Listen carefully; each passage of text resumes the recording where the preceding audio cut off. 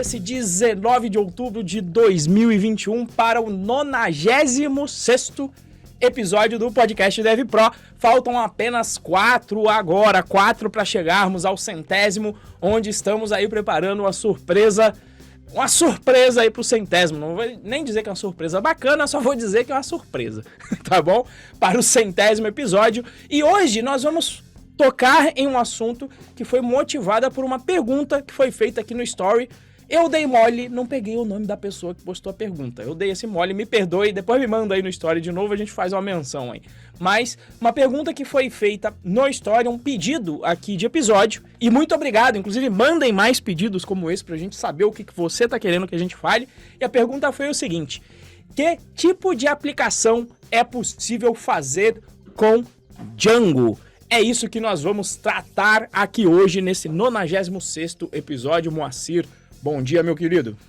Bom dia para você que está nos acompanhando ao vivo aí pela live do Instagram, toda terça-feira às 9 e pouquinho. Boa tarde, boa noite, boa madrugada para você que nos acompanha através de áudio pelo Spotify ou por outras plataformas de podcast ou através do YouTube pela gravação. Seja muito bem-vindo a mais um episódio do podcast Dev Pro. 96º, hein? Quem diria? Quase 100 semanas. Não são 100 semanas, né? Porque a gente teve alguns breves hiatos aí no meio, mas quase 100 semanas aí produzindo conteúdo de valor para você que quer conquistar a sua primeira vaga como programador. Como o Renzo disse, hoje a pauta é: que tipo de aplicação é possível fazer com Django, né? Antes da gente entrar na pauta, eu quero deixar claro que o Django é, assim, de longe, o framework que eu mais gosto de trabalhar com programação. Eu sou um cara, eu e a minha empresa, né, a Codivance, para quem não sabe, eu tenho uma fábrica de software, a gente é especializado em Python e Django, inclusive, e a gente gosta de desenvolver projeto do mundo real, né? O que é projeto do mundo real? Aquele projeto que ajuda a pessoa comum, ajuda o cidadão, gente como a gente, né? Não que os outros projetos não sejam legais, não que você fazer programação para um foguete não seja legal, você fazer aquela programação que é super específica, tal, não seja legal, mas a gente prefere a programação pro povo, né? Pra massa. E o Django, ele foi, assim, de longe, o framework que mais me ajudou a desenvolver com esse intuito. Você concorda comigo, Renzo? Eu tô fugindo um pouquinho da pauta, mas acho que é legal fazer essa introdução. O que você acha? Cara, eu conheci o Django, eu mexia com o App Engine, né? Tentava evangelizar o App Engine, mas depois que eu conheci o Django e o que ele faz, principalmente nesse caso específico que a gente vai comentar, que a gente vai abordar durante a pauta, dos problemas mais comuns, né? Quando você colocava para o povo, então, para os problemas mais comuns, eu diria, ele é uma peça sensacional de software.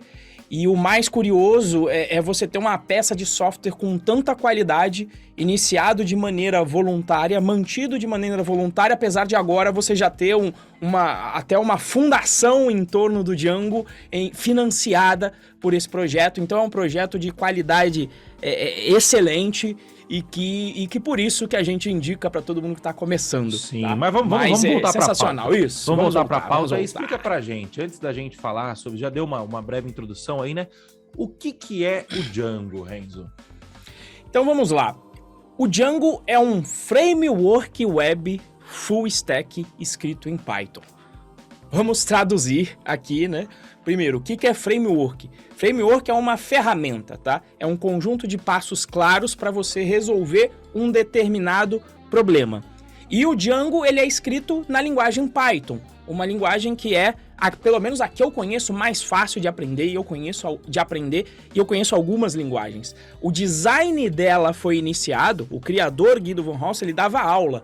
Então, o ideal dele inicial de criação de uma linguagem era a facilidade do seu aprendizado. Então, o Django já herda, por ter sido escrito em Python, uma facilidade de aprendizado da linguagem em que ele é escrito.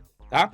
E aí, o que significa ser um framework full stack? Porque na área de TI a gente tem vários anglicismos, né? A gente tem a expansão do português aglutinando palavras em inglês. Então, framework, ferramenta, e o full stack quer dizer uma pilha completa, tá? Fazendo uma tradução literal, mas que tem a ver com o que ele faz. O que é uma pilha? O que quer dizer um full stack em TI? Uma pilha completa. Que ele traz um conjunto de soluções completas. Solução é feminino, isso. Um conjunto de solução, ou mais apesar que seja um conjunto de soluções completo, porque aí tem que o português aqui com conjunto. Então, um conjunto de soluções completo para você resolver os principais problemas de uma aplicação web, que eu vou mencionar aqui. Se a gente está falando de um framework tecnológico, não vai ter como a gente fugir um pouco de um papo tecnológico, mas é importante que a gente mencione esses termos, porque você pode buscar. Se você não é da área, se você ainda está buscando conquistar a sua primeira vaga, você conhecendo os termos, você consegue pesquisar mais fácil. Então, quais são os problemas mais comuns de uma aplicação web? Eu até escrevi aqui para não ter problema. Primeiro de tudo, abstração do protocolo HTTP. O que é o protocolo HTTP? É um arquivinho, é o que move aqui a internet. Essa imagem que você está vendo aqui agora está sendo transmitida através do que se chama protocolo HTTP. Que nada mais a imagem acho que não, a imagem está sendo transmitida. A imagem é RMTP, a imagem não, a imagem não. Mas as maioria das chamadas no Instagram, site, sim, né? Isso, do site. Acho que ele é RMTP. Eu não sei se lá por dentro, acho que não, deve ser o DP, mas enfim. A maioria da internet em si roda dentro desse protocolo HTTP, que simplesmente é o envio de um arquivo em um formato específico que a gente chama de requisição, e depois um respectivo arquivo como resposta, que a gente chama justamente de resposta HTTP, tá? Então, a primeira coisa que ele vai fazer é te abstrair de forma que você nem precise saber que o protocolo existe, você nem precisa saber qual é o formato desse arquivo. Ele já vai te fornecer uma abstração, ou seja, uma ferramenta para receber este arquivo sem saber que está recebendo esse arquivo e também de produzir essa resposta sem saber o formato dessa resposta. Depois disso, você tem os problemas clássicos de uma aplicação web. Por exemplo, validação de dados. Toda vez que você vai lá, coloca a sua senha errada ou vai colocar o seu CPF e aparece lá uma mensagem em vermelho, isso se chama uma validação de dados para garantir que os dados que entrem no sistema estejam em um formato consistente. Então é outra coisa que o Django vai trazer para a gente. E é quase... são vários frameworks dentro do framework Django. Então esse é um framework de formulários dentro do Django.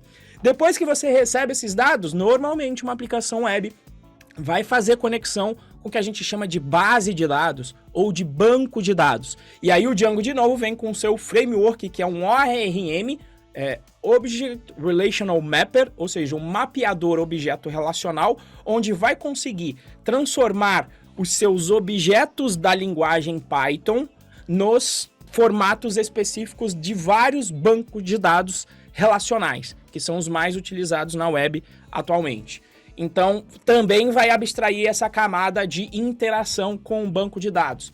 Outro problema comum de toda aplicação web, autenticação e autorização. O que é isso? Quando você faz o login e coloca a sua senha, você está no processo de autenticação, verificando se você possui as credenciais para mexer na sua aplicação web. Por exemplo, se você entrou aqui no Instagram, você, pelo menos uma vez na vida, quando você instalou no seu celular a aplicação, você colocou lá o seu login e senha e depois ele te mantém autorizado a acessar as funcionalidades respectivas à sua conta do Instagram. Então esse é um processo muito comum de praticamente toda aplicação web, sistema de autenticação e autorização, e vou além, com muita segurança, tá? Porque fazer merda em autorização e autenticação é muito... Você vai fazer merda se você tentar fazer sozinho, tá? Você vai fazer merda, esse é certo, tá? Então você já vai começar com isso resolvido, tá? Depois, já que eu tô falando de fazer merda, o que eu quero dizer com fazer merda? Quero dizer que você não vai fazer o teu sistema de autenticação com segurança. Então, por exemplo, vai salvar a senha do seu site direto no banco de dados, de maneira que a gente chama de plana, de uma maneira... Não vai fazer nenhum tratamento nessa senha. o Django já vai fazer esconder essa senha, né? Isso, não vai esconder. E aí, se alguém roubar o seu banco de dados, maravilha, tem a senha de todo mundo. E aí, o afegão médio que usa a mesma senha em várias aplicações pode ter uma senha dele vazada e a turma vai falar: vamos ver se o afegão usou a mesma senha em algum lugar importante, como de repente o banco, como de repente alguma outra rede social, e aí às vezes você tem esses vazamentos de senha. Então já fica até a dica aqui extra: use sempre senhas diferentes em todos os seus serviços. Mas falando de segurança, além dessa segurança na parte de autenticação, o Django já vai te proteger automaticamente de vários ataques que existem que você nem às vezes sabe, como por exemplo, Cross-Site Scripting. Se você for pesquisar, XSS, Cross-Site Request Forgery, CSRF, SQL Injection. Que mais que temos? Acho que esses já estão bons, já formam aí um grande leque de ataques que só por utilizar o Django você já vai estar protegido. E toda vez que alguém acha alguma brecha de segurança, isso é prontamente corrigido. Lá dentro do Django em si, você atualiza a biblioteca e você, então, vai estar muito mais seguro, principalmente se você está começando, do que se você tentar fazer esse tipo de coisa sozinho. Quem nunca viu aí, quem é da área, quem nunca viu em alguma aplicação PHP, uma excelente query lá, uma query direta no banco de dados e já brincou de fazer já fez alguma brincadeira em uma aplicação PHP conseguindo ler os dados do banco de dados, porque a pessoa enfiou o código do banco de dados lá no meio do seu código de interface. Depois, normalmente, também numa aplicação web, você vai ter a produção de HTML, CSS e JavaScript, que são as tecnologias utilizadas para você produzir as telas no seu navegador de uma aplicação web quando acessadas pelo navegador. E por último, você consegue fazer também o que se chama de API, está muito em voga atualmente, que é uma maneira de você prover um formato de comunicação para sistemas diferentes. Por exemplo, um sistema de pagamento. O seu sistema conversa com um sistema de pagamento. Ou o seu sistema provê informações relevantes para um outro sistema. E aí eu dou um exemplo. Nosso sistema hoje, da nossa plataforma interna, ele é terceirizado. E aí a gente consegue se comunicar com esse sistema, com o Django, dizendo: olha, essa pessoa aqui está habilitada a ver o curso Python Birds. Essa pessoa está habilitada a ver o curso de Django, tá? E a nossa aplicação conversa também com o nosso sistema de pagamento. Então isso é feito através do que se chama de API. E, mais além, o último ponto que eu acho que é onde o Django, na minha opinião, brilha mais, e aí eu vou passar a palavra pro meu querido Moacir, que de Django tem muito mais experiência que eu, que é a seguinte: o Django fornece um negócio, porque, e até lembrando aqui, eu esqueci o nome dele, putz, eu devia ter pego aqui, que toda hora fica, e o Flask, me mandou esses dias no story, e o Flask? Aí eu falei: meu irmão, não fala nem problema, eu só não mandei escatar porque é brother, é amigo, mas eu falei: bicho, você deu mole, depois me mandou, pô, você foi direto na lata, deu uma cortada assim, sabe? Facasguinço, corta direitinho, que eu falei: você dá mole, pô, nem falar de Flask. Que tem uma coisa que o Django dá que pra mim é sensacional, que ele te dá uma estrutura bem estabelecida de organização do seu código, que se você começar fazendo a sua, vai ser uma zorra, e o exemplo é o próprio Flask. Toda vez que eu entro num projeto Flask, eu falo: que desgraça de organização foi usada dentro desse projeto? E aí eu tenho que me achar lá dentro. Quando você está utilizando o Django, apesar de existirem algumas variações, elas são claras. Você sempre tem uma app, normalmente no modelo MVT, e dentro das apps pode ser que tenha uma organização ligeiramente diferente, mas normalmente você vai encontrar modelos, os seus templates e as suas views ali, e potencialmente você pode ter ali uma separação da sua camada de controle, mas normalmente é isso que você vai ter. E aí é onde está a grande força do Django. Por quê? Porque fica mais fácil do ponto de vista de empresa contratar pessoas e colocá-las já trabalhando dentro do framework, porque ele segue um certo padrão de organização de código. Então, isso para mim é o que definiu o Django e os seus pontos positivos. Espero não ter comido a pauta. Eu acho que não. O Django, esse lance de estrutura, né? É discutível se a estrutura dele é a melhor, é a ideal. Tem gente que gosta, tem gente que não gosta. Eu, particularmente, não tenho nada contra. Mas o fato de ter uma estrutura é muito importante, né? Porque geralmente o que acontece, né? Como é que funciona? Para você que está aí do outro lado e ainda não conquistou a sua primeira vaga e não sabe como que funciona um ambiente de programadores, geralmente é o seguinte: geralmente o cara olha e fala assim, não, a gente tem um software novo para desenvolver e eu quero brincar aqui e fazer o que eu acho legal de ser feito aqui, o que eu vi na última palestra, o que eu vi no último vídeo do YouTube, e eu quero aplicar aqui. E isso não é necessariamente um problema, tá? Isso é um problema quando a motivação é simplesmente a vontade do programador, sem que seja considerado outros riscos, outros custos, esse tipo de coisa, que é o que acontece na grande maioria das vezes, né? Então, para eu dar um exemplo prático aqui, o cara precisa fazer um cadastro simples, alguma coisa que não seja que seja relativamente trivial, e ele fala, não, mas eu quero testar o Flask, porque o Flask tem o SQL Alchemy, e o Flask tem o Jinja, e eu consigo fazer uma autenticação diferente no Flask e tal. E aí o cara olha e fala assim, beleza, eu vou fazer isso. Só que o Django já te entrega tudo isso pronto. E aí, quando a gente está pensando numa decisão de negócio, o gestor, né, o gestor da equipe, ele vai olhar e vai falar assim, cara, com o Django, a gente vai poder economizar esse caminho.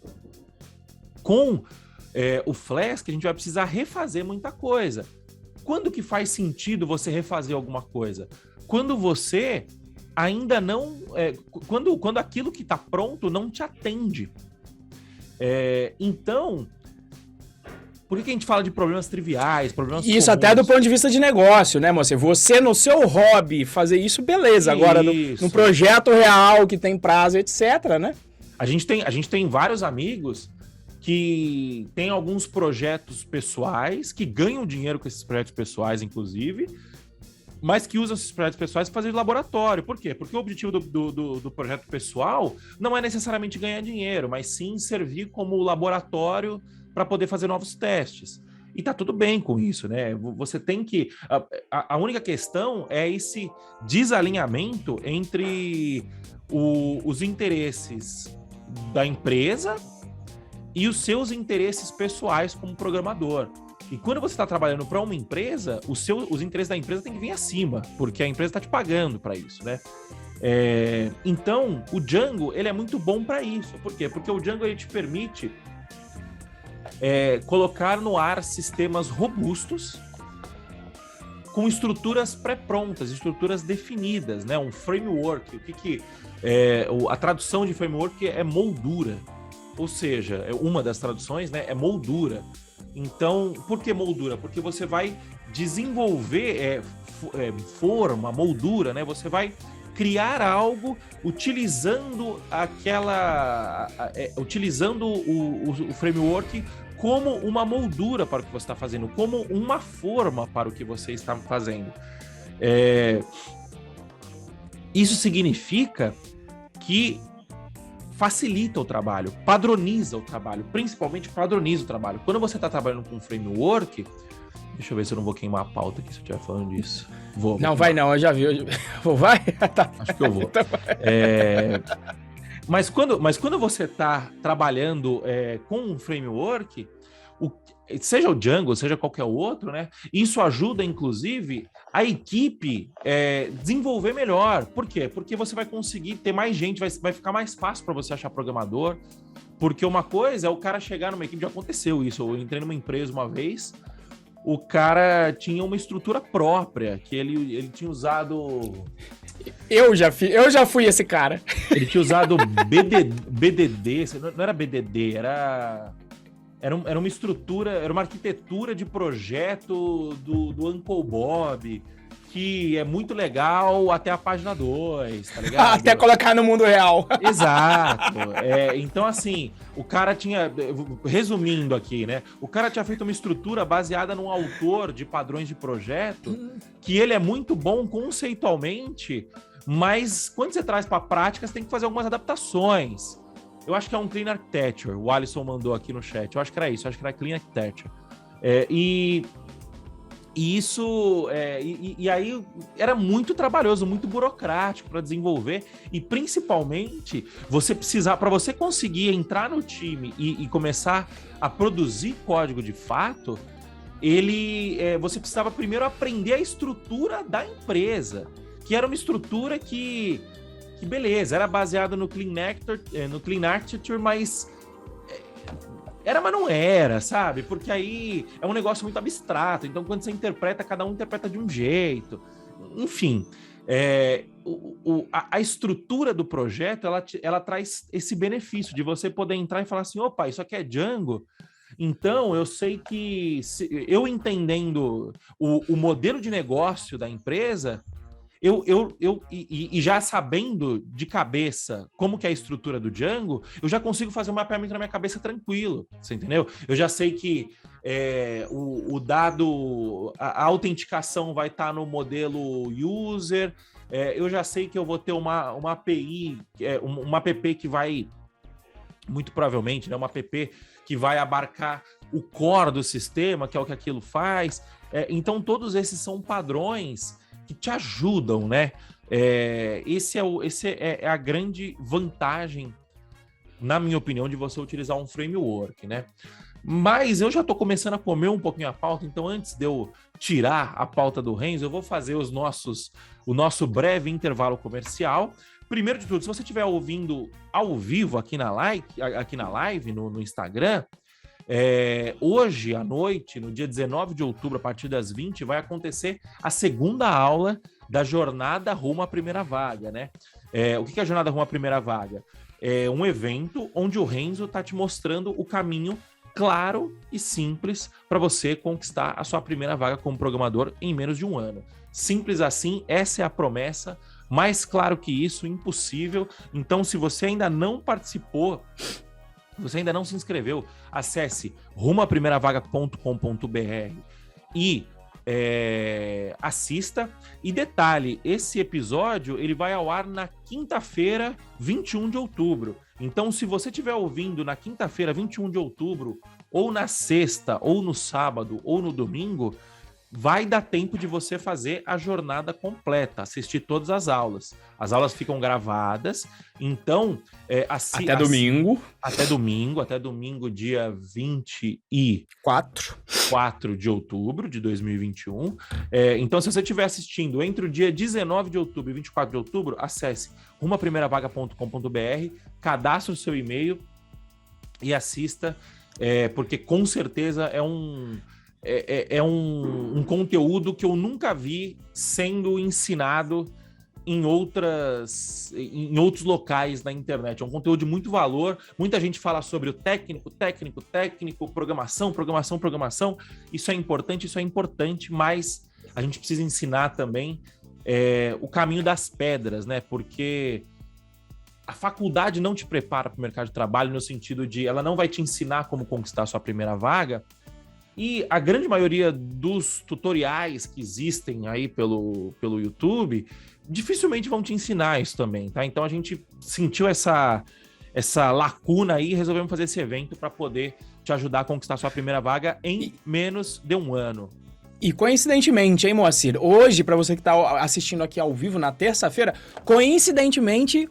vocês vão ter uma amostrinha de Django hoje para vocês entenderem o poder. Coincidentemente, nessa terça-feira, para você que está ao vivo aqui, você vai entender o que a gente está falando do modelo de código que o Django te dá e do poder que ele tem e por que a gente gosta tanto dele hoje. Isso, tá?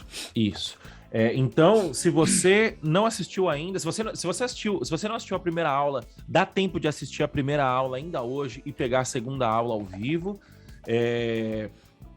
Então é isso, acesse rumoaprimeiravaga.com.br e se inscreva grátis, se cadastre grátis. E se você estiver ouvindo pelo Spotify, siga-nos no Spotify e deixa um review 5 estrelas que a gente gosta muito de review 5 estrelas, tá bom? Voltando aqui para a nossa programação do nosso episódio, beleza, Renzo, a gente já sabe o que é o Django, quais são as maravilhas de um framework, né, e principalmente do Django. Agora, vamos à pergunta do nosso querido amigo do Instagram, que eu também esqueci de anotar o nome dele, que ele perguntou, Renzo, o que dá para fazer com o Django? É isso aí, né? Inclusive a gente fez enquete, deu lá, foi por isso que eu falei, boa, tava quase assim, 98% da galera querendo saber sobre esse assunto. Basicamente é o seguinte, o que dá para fazer com o Django? Dá para fazer qualquer aplicação web em que um banco de dados relacional resolva o problema. Renzo, mas o que você quer dizer com isso? Eu quero dizer que dá para fazer com isso 95%, e eu acho que eu tô sendo até pessimista aqui, dá para fazer 95% das aplicações web que a turma pensar por aí. E aí, vamos dar exemplos. Por exemplo, você que está aqui agora no Instagram, o Instagram roda com Django. Então, dá para fazer rede social? Dá para fazer rede social. A Boozer, onde eu sou agora, estou head de educação, que é um aplicativo para viagens intermunicipais com ônibus fretados, roda com a Boozer. Eu já trabalhei no Que Mágico, que era uma plataforma de educação, e lá se utilizava Django também. O Cadu, que trabalha na Necto, que se Deus quiser a gente vai trazer ainda para bater um papo aqui, fez o sistema de gestão fundiária do Brasil com Django. Ou seja, o pessoal colocava lá qual que era o terreno e o próprio Django ia lá e validava se aquele terreno tinha sobreposição com outro ou não, utilizando a extensão do Postgres, que era o PostGIS. Você consegue fazer e-commerce com o Django. A Magazine Luiza, se você já comprou na Magazine Luiza, dá para fazer com o Django, eles utilizam o Django lá dentro no e-commerce deles. A Jus Brasil... Só para deixar claro, desculpa te interromper, diga. Acho que o portal do Magazine Luiza não é em Django, mas eles utilizam Django na operação lá por dentro, seja logística, seja conversa entre as áreas. Se você comprou no Magazine Luiza, o seu pedido passou por algum sistema Django, isso é certeza. Com certeza. A Jus Brasil, ou seja, faz sistema de leituras de arquivo... Ah, não, apesar que não. Jus Brasil, perdão. Jus Brasil foi Flask. Não vou me animar. Jus Brasil ia colocar como tema, mas não. Jus Brasil foi Flask e eu não... Faz tempo que eu não converso com eles para saber se rolou algum Django por lá. Enfim, o fato é, Django dá para fazer praticamente qualquer aplicação web, né? Praticamente qualquer. Então, normalmente é uma boa escolha. Difícil que você vá sair muito do espectro de onde um banco de dados relacional não consiga lidar com um problema, principalmente no início da aplicação, quando você ainda não tem um caminhão de dados dentro do seu banco de dados. Apesar dos bancos relacionais conseguirem lidar bem com grandes volumes de dados, mas no início, onde mesmo que a sua aplicação tenha alguma especificação muito diferente, ainda pode ser que dê para você começar com o Django e pensar em como mudar isso depois, né? E o ganho que você vai ter vai ser o quê? O ganho que o Moacir falou. Você já tem muita coisa pronta, você consegue prototipar muito rápido as coisas, né? E aí isso te dá um ganho imenso na hora de validar o seu problema, tá? Então é isso que o Django traz, tanto é que, relembrando, né, o lema do Django, quando você vai ver Django, é o framework para perfeccionistas com prazo de entrega. Isso. É um lema sensacional, por quê? Porque o código, ele é bem feito, mas ao mesmo tempo ele te dá o poder de soluções prontas para conseguir seguir o prazo, né? E esse padrão que ele dá, né? Eu até, último ponto aqui que eu tinha anotado quando você falou, né, Moacir? Tem a discussão sobre o padrão, se é bom ou não, né? Eu gosto daquela frase que não existe padrão ruim. Ruim é não ter padrão. Que aí Exato. Você pode trocar. O pior dos mundos é quando você tem uma zorra sem padrão nenhum que usa uma organização em uma app, uma organização em outra, e aí você tem aquele carnaval ali de código que ninguém consegue entender. Se você entende uma parte, não necessariamente você vai entender a outra, porque não vai estar organizado da mesma forma. Mas é isso, meu querido Mo. E você, que eu sei que você já fez muita aplicação aí, tem mais exemplos aí, de repente, da Codevence? Como é que é isso daí? Você já estava listando aí? Enquanto isso, eu conto uma piada aqui pra dar tempo pra você terminar a anotação. Mais um aqui que eu lembrei agora. Ó, com certeza passaram vários aqui, tá? Mas na minha carreira aqui de desenvolvedor, né? Desenvolvedor de software, empresário de software, a gente já desenvolveu sistema de agendamento de consulta online, sistema de CRM, ou seja, sistema comercial para uma empresa de venda de serviços de buffet para eventos, para feiras e eventos, né? Então, o famoso coffee break. A gente já fez um sistema de leilão online. Mas eu não sei, vamos ver se a nossa audiência ela é nova ou ela já é tiozinha igual nós. Você lembra, Renzo, quando teve, acho que há uns 7, 8 anos atrás, estourou o boom dos leilões de centavos? Você lembra disso? Lembro. Como que funcionava? Quem tiver inclusive os amigos meus hackearam isso aí, mobiliaram a casa inteira, meu querido. Exato. Quem estiver assistindo aí a live, comenta se vocês lembram da época dos leilões de centavos, né?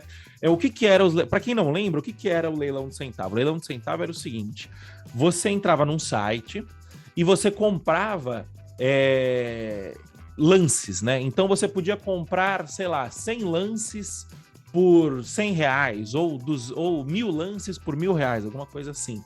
E aí, quando você tinha e aí você tinha o leilão de uma TV, por exemplo.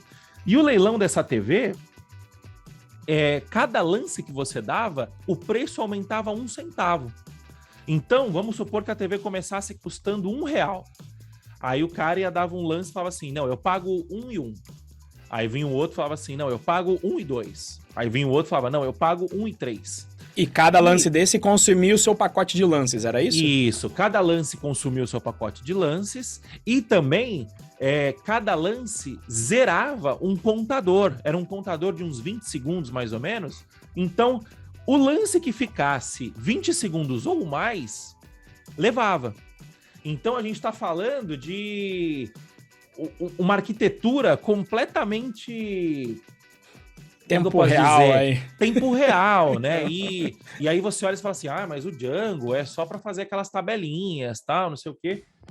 A gente não fez, obviamente, só com Django, né? A gente usou outros recursos, mas a base do sistema era Django. A gente fez alguma coisa parecida com isso, não era necessariamente um sistema de leilão de centavos, mas a mecânica era a mesma. O cara comprava um pacote de lances e dava o lance para poder ganhar o prêmio, né, que estava sendo oferecido ali.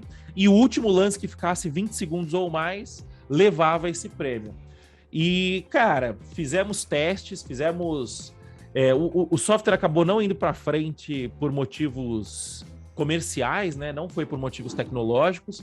A gente chegou a realizar uns 5, 10 leilões, mais ou menos, e tomando porrada e 1.000 requisições por segundo, e o bichinho segurando lá, aguentando, rodando direitinho. Então, esse é um ótimo exemplo de alguma coisa inusitada que a gente fez com Django, né? O que mais que a gente fez com Django? Antecipação de pagamentos, sistema de antecipação de pagamentos de um dos nossos maiores clientes até hoje, roda em Django, até hoje sustenta a operação, a gente já deve ter passado, chuto que mais de 10 milhões de reais pela plataforma, arrisco a dizer que mais de 100 milhões de reais, não sei, não tem esse nome aqui, mas falo que com 90% de segurança que mais de 10 milhões de reais passou pela plataforma, Django rodando também. Um sistema de plano de saúde online, a gente fez com Django também. Um sistema de call center, que esse a gente não fez com Django, mas eu fiquei puto, porque eu queria muito fazer com Django, porque a gente entrou nessa de, não, vamos fazer uma arquitetura diferente, porque aqui a gente usa uma arquitetura um pouco mais moderna e tal, e não sei o quê, e deu um puta trabalho que o Django era metade do tempo a fazer, e o sistema fazia ligação, sabe aquele, alô, você tá aí? Não era exatamente isso, porque esse é chato pra cacete, mas era um com ligações automatizadas que direcionava para os atendentes Era legal pra caramba. Esse é um case de eu não sei se o sistema foi pra frente, eu acho que foi. Eu acabei saindo do projeto depois, mas esse é um case de um sistema que eu falei, puta, esse daqui tinha que ser Django, eu não fui porque eu tive que respeitar a stack da empresa. Esses foram os que eu fiz. Com certeza tem... teve mais um aqui. Venda de seguidores. Teve uma época que eu vendia seguidores pela internet. Eu fiz o sistema em Django também, ele rodou, ele deve ter rodado aí umas dezenas de milhares de reais dentro da plataforma. Ele integrava com um marketplace que tinha lá, tinha um marketplace chinês, se eu não me engano, russo, alguma coisa assim. Minhas épocas de dark web. Deep Web, ó, Deep Web. Eu fiz também uma vez um robozinho com Django também, que a gente como que funcionava o robô, né? Você cadastrava o seu Instagram dentro do robô e aí o robô automatizava o seu Instagram. Então a pessoa clicava tipo, a pessoa dava um like numa foto sua. Você ia lá e seguia a pessoa de volta. Ele automatizava interações sociais, né? Só que eu não fiz o robô no Django. Eu fiz uma interface para uma API de um software externo, um software gringo também. Eu tipo meio que revendia o software. Lembrei aqui agora também, se você participou da jornada, dessa jornada não, e eu me arrependi, inclusive, mas da jornada anterior, se você participou da jornada anterior e você entrou no grupo de WhatsApp, o software que fazia toda a gestão do grupo de WhatsApp foi feito em Django também por mim. Eu acabei não prosseguindo com esse software porque dava muito trabalho e era mais barato contratar um outro software. Só que a gente contratou o barato software agora. Barato saiu caro. A gente contratou o outro software agora e aí a gente... e o software deu problema, enfim. Tô pensando em voltar com o software antigo. Que mais? O Vitor Augusto... Se você pagou aqui a mentoria da DevPro, você passou pelo Django aqui, então, também. Se você se cadastrou, então, o sistema de pagamento, você passou e foi processado pelo Django. Se você comprou o acesso VIP da jornada, isso. O sistema de pagamento foi feito em Django, foi processado via Django. O Vitor Augusto mandou aqui, Moacir que programou a ligação do Renzo, convidando para a jornada que me ligaram ontem. Não fui eu que programei, mas... pode ser que na próxima edição seja eu que tenha programado, porque a gente está olhando para isso aí também. Então, enfim, você vê e eu com certeza esqueci. Com certeza eu esqueci algum sistema aqui, né? Desculpa, me deu sede. Com certeza tiveram vários outros sistemas, então você vê a gama de possibilidades e a diversidade de sistemas, né? A gente passou por vários nichos de mercado, internet, marketing digital, sistema... Saúde, plano de saúde, ele falou. Financeiro. Fintech. Gestão fundiária. Gestão fundiária. Então, olha a gama de possibilidades que a gente tem com o Django, né? Então, isso mostra o quê? Isso mostra que o Django, ele é muito bem arquitetado. Ele é tão bem arquitetado que ele permite, que ele foca o quê? No desenvolvimento de software. Ele permite que você desenvolva software de uma maneira ágil, de uma maneira rápida. Então, isso mostra a qualidade do Django. Eu vejo muita gente comparando, né? Fugindo um pouquinho daqui da pauta, eu vejo muita gente comparando o Django com o Ruby on Rails, né? Com o Rails do Ruby. Eu nunca utilizei o Rails. Eu vejo muita gente falando muito bem do Rails. Mas eu acho que eles são parecidos, mas eu imagino que o Django seja mais popular. Por quê? Porque o Python... Você já programa em Ruby, né, Randy? Eu não, mas eu vi um pouquinho de Rails por causa do Michel, que trabalha muito com Rails lá. Mas é bem parecido. É muito bom, só que o Ruby...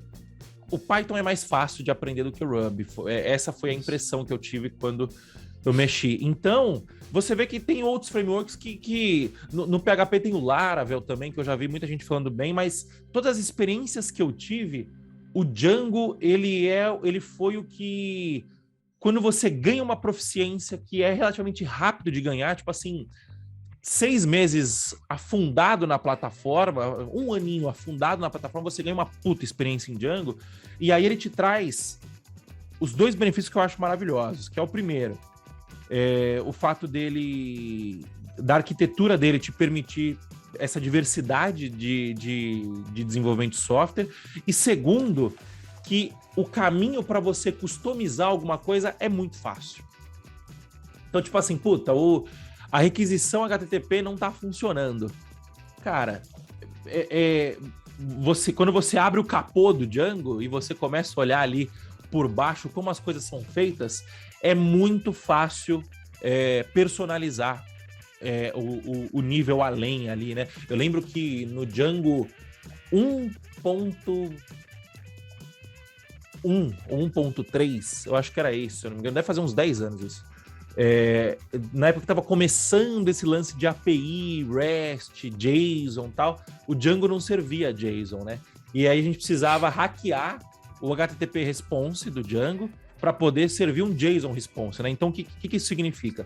Quando você acessa uma página na web, você vai estar fazendo uma requisição HTTP, que ela vai te entregar um HTML. Ela vai te devolver um HTML e o seu browser vai renderizar esse HTML e vai deixar ele bonitinho, transformando ele na página que você enxerga, né? Hoje em dia, você tem muita requisição HTTP que, ao invés de devolver um HTML já formado, ele devolve o JSON. O que é o JSON? É um dado, é o dado puro, mais estruturado de acordo com o padrão. E aí os frameworks mais novos, como React, Vue.js, pegam esse dado e trabalham ele de uma forma um pouco mais complexa e um pouco mais moderna para te apresentar, para poder fazer algumas outras coisas na página web, e eles apresentam a página para você. Resumidamente é isso. E naquela época não existia isso ainda, né? A gente estava falando de 2012, 2011, eu acho. Não existia isso ainda. E só que eu tava aprendendo programação mobile. E na programação mobile, a comunicação já era via API. E aí eu falei, eu lembro que tinha XML e tinha JSON. E eu falava assim, cara, mas JSON é muito mais fácil que XML, né? Não precisa fazer XML. E aí eu falei, puta, mas o Django não serve JSON ainda, né? O que eu faço? Aí, procurei um tutorial. O cara conseguiu fazer o Django servir JSON com 10 linhas. Então eram 10 linhas para você customizar o HTTP response, que servia HTML, para ele passar a servir JSON.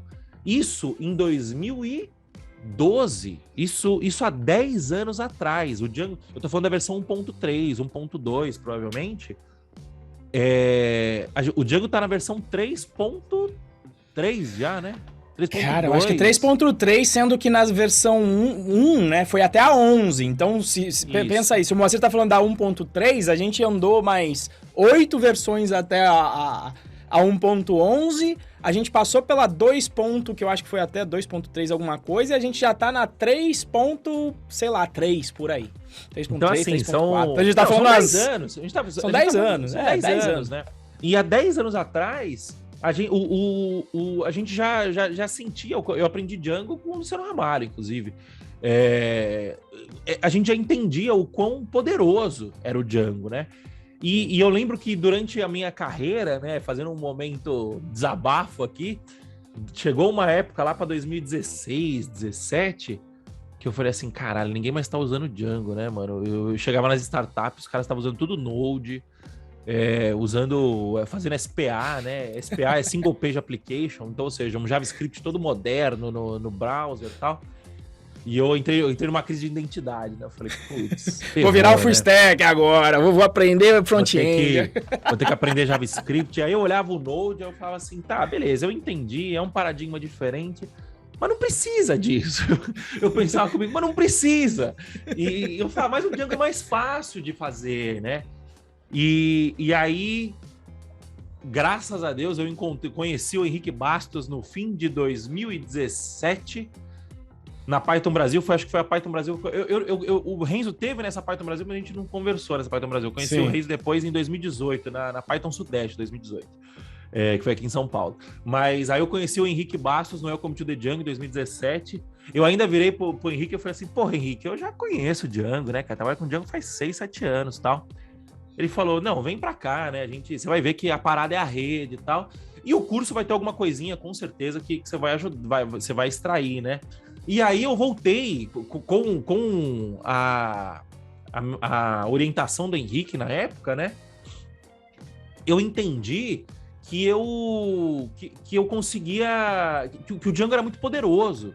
E que essas novas tecnologias era modinha, era hype, você entendeu? Em que um trabalho bem feito de Django conseguia bater todas essas tecnologias. Significa que você tinha que usar? Não, às vezes tinha muito mais profissional de Node, o cara usava Node porque precisava de equipe e tal, né?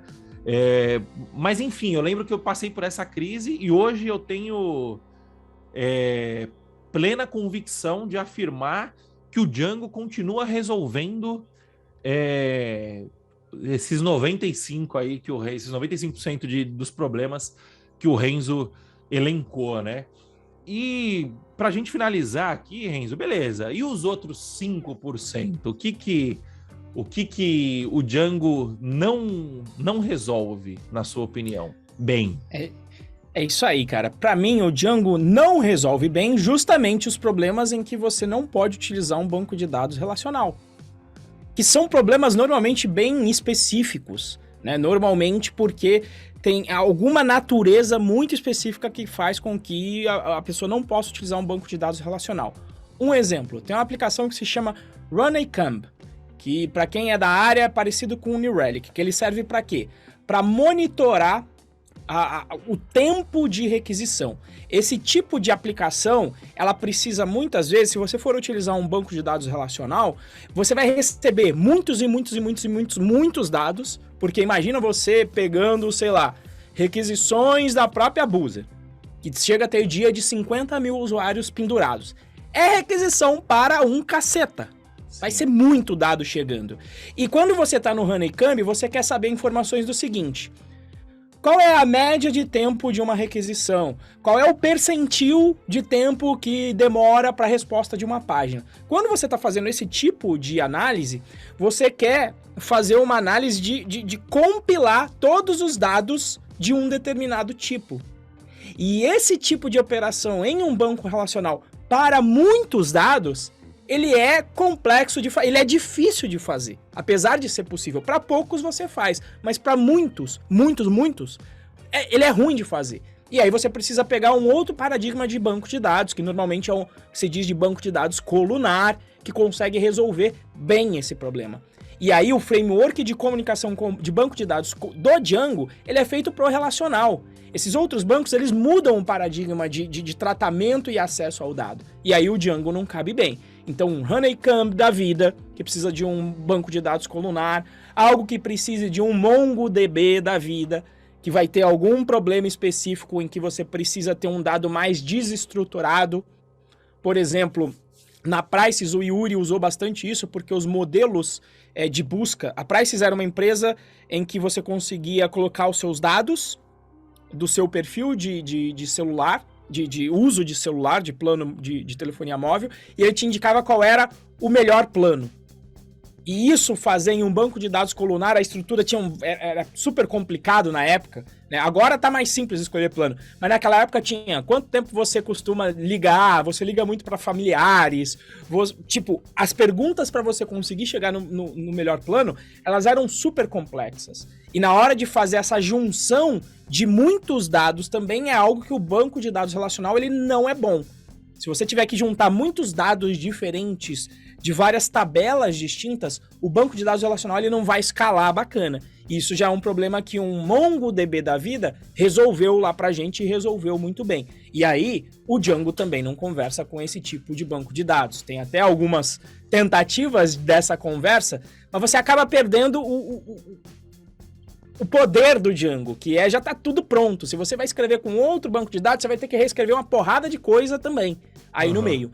Então, assim, para esses problemas muito específicos, aí você escreve em outra aplicação. E qual que é a minha conclusão? Aproveitando até o que o Moa falou, né? Puxando aí do Henrique. Quer dizer, e esses problemas normalmente eles são pontuais. Ou seja, você pode fazer todo o tratamento de tudo que o relacional tem, porque você não vai jogar fora o relacional e vai usar só isso. Esse é o ponto também. Você não vai falar, não, que nem na época do hype do MongoDB. Vamos usar MongoDB pra porra toda. Legal. Tem aplicação de pagamento aí, você tá precisando de consistência de dados? Senta e chora, então. Né? Senta e chora. Ou, no início do Mongo, quando ele tava corrompendo dado, porque ainda era software novo, senta e chora. Corrompeu o teu banco de dados? Senta e chora. Então, assim, não é que você vai usar um ou outro.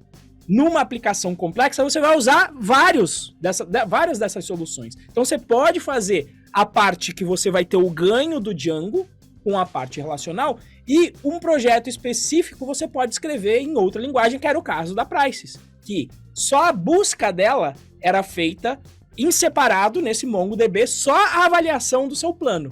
Todo o restante era feito, lá não era Django, era Flask também, mas era feito no banco relacional. E isso acontece, eu sei que na Boozer também a gente está indo para essa direção, em que a busca potencialmente a gente vai jogar justamente no MongoDB, porque a busca ela é mais complexa. Vamos usar praticamente como um cache gigante, o Mongo, para ter uma melhor performance na busca. Mas veja, a Boozer veio até aqui há 3 anos para conseguir um investimento de 700 milhões com o Django purão, bonitão, e tá aqui bombando com o Django. Né? Então, para mim é isso, né? Então, a parte que não dá para fazer vai ser uma parte específica do teu sistema. Esse é o resumo. Faz sentido, amor? É isso aí, faz sentido, eu concordo. E a conclusão que a gente tira disso é: o Django é muito bom para resolver os problemas a qual ele foi desenhado, né? Não existe bala de prata na programação. Essa é a grande verdade, por mais que Python chegue bem perto. Beleza? Ih, então, toca pessoal, fogo no parquinho. E uma coisa. Então, por isso que a gente, inclusive, só a última. Por isso que a gente indica o Django para você começar. Né? Porque já vai estar tudo pronto, você vai ter uma porrada de vaga e é melhor que você estude uma solução que resolva 95% dos problemas, em vez de estudar o que resolve só 5% de um caso muito específico. Exato. E mais um ponto que eu acho importante citar, que é o seguinte, entrando nesse assunto, né? Que tem muita gente que fala assim, não, esses programadores, eles fazem esses bootcamps, aí aprende o Django, só que aprende a fazer tudo pronto e não entende como as coisas funcionam. Esse cara não vai ser um programador bom de verdade, né? E aí começa essa ladainha e a resposta para isso é o seguinte: óbvio que se você quiser ser um programador que seja super especialista, tal, você vai precisar dessa base, você vai precisar entender algoritmo e estrutura de dados, você vai precisar entender como as coisas funcionam, é óbvio isso, entender como funciona um protocolo HTTP, esse tipo de coisa. A questão é, tudo isso serve para você entregar valor mais rápido e gerar mais valor com isso. Quando você aprende o Django e ele tá ali tudo meio prontinho, meio mastigado, você vai conseguir, no início da sua carreira, entregar valor mais rápido, gerar valor mais rápido. Você entendeu? Então, assim, você tem que entender que você não tem que estudar algoritmo e estrutura de dados porque um bom programador tem que estudar algoritmo. Não é por isso. Você tem que estudar algoritmo e estrutura de dados, por exemplo, né? Eu tô dando só um exemplo aqui, porque ao entender esse conceito, ao dominar esse conceito, você vai ter maior capacidade de gerar valor. A questão é, você tem que ser estratégico. Se você entender algoritmo e estrutura de dados no começo da sua carreira, vai ser difícil para você gerar valor. Por quê? Porque o valor ele tá mais no topo, onde tá tudo meio mastigado. É difícil você entrar em projeto hoje, porque as coisas são feitas na mão. Quase tudo é feito geralmente em cima de algum framework. Então, você aprende esses frameworks, você aprende a gerar valor mais rápido, e aí conforme você vai evoluindo, você vai começar a sentir essas deficiências. E aí, sentindo essas deficiências, que faz sentido você começar a aprofundar os seus estudos. Você entendeu? Então, não caia nesse papinho de programador bom é programador que sabe a base. Sim, mas não é porque você não sabe a base ainda, que você vai gerar menos valor que o cara. Você entendeu? Vocês estão gerando valor em áreas diferentes e você, como um júnior, tá gerando valor muito bem como um júnior. E aí, conforme você for avançando, você vai gerar valor como pleno, depois gerar valor como sênior. E a galera acha que é fazer o bootcamp e acabou, né, amor? Tipo, que o cara não vai estudar mais, não vai evoluir. É o start, né? É o pontapé inicial, é isso, né? Enfim, pessoal, muito obrigado pela presença de todos. Se você estiver ouvindo esse episódio antes do dia 24 de outubro de 2021, acesse rumoaprimeiravaga.com.br, cadastre-se e assista às aulas. Se você estiver ouvindo ao vivo aqui, hoje tem a aula 2, terça-feira, dia 19 de outubro, às 20. Beleza, pessoal? Muito obrigado, até a próxima aí, valeu, falou, tchau, tchau. Falou, gente, até logo mais, 20 horas de noite na terça-feira aqui, até mais.